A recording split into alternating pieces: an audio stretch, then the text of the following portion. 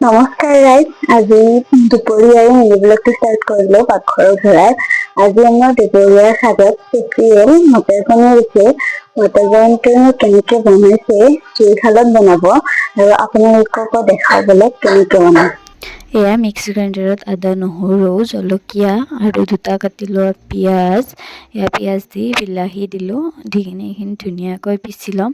লৈ এয়া পনীৰখিনি ফ্ৰাই কৰি ল'লোঁ আৰু এতিয়া ইয়াতে তেলত ফোৰণ আৰু তেজপাত দি এতিয়া পিচি লোৱা মছলাখিনি দি দিলোঁ আৰু এইখিনি ধুনীয়াকৈ এতিয়া ভাজি লৈ এয়া তেলটো ছেপাৰেট নোহোৱালৈ ভাজি লৈ ইয়াতে অকণমান হালধি গুড়ি দি দিম।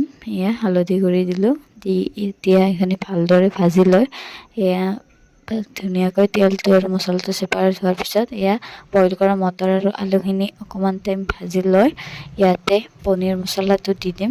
এয়া পনীৰ মছলাটো দি দিলোঁ আৰু পনীৰ মছলাটো দিয়াৰ পিছতেই ইয়াতে পানীও দিলোঁ।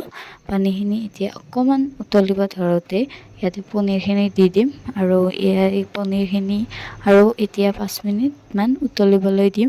জুইত বনোৱা যিহেতু বেছি সময় নালাগে এয়া উতলিলে আৰু এতিয়া এইখিনি নমাই থ'ব হ'ল আৰু এইখনে খাবলৈ বৰ সোৱাদ হৈছিল আৰু কালাৰটো দেখি গমেই পাইছে চাগে।